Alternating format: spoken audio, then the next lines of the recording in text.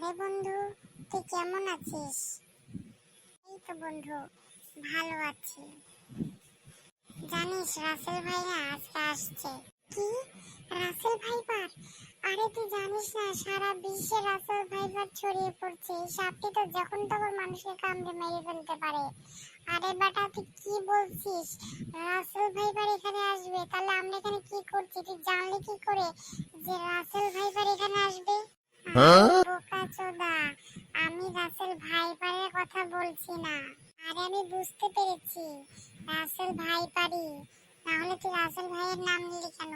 আরে ওই যে আমাদের পাশের বাড়ি রাসেল ভাই আছে না, আমি তার কথা বলছি। ভাই তাকে তোর সাথে আমি পরিচয় করিয়ে দিই।